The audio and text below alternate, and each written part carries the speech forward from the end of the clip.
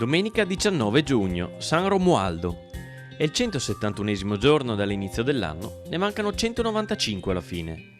Il sole sorge alle 5:22, tramonta alle 21:03. La luna si eleva alle 19:59, tramonta alle 4:49.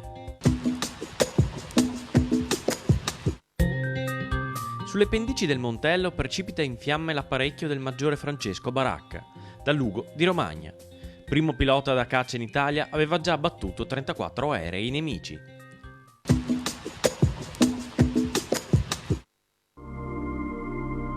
Le previsioni per domani.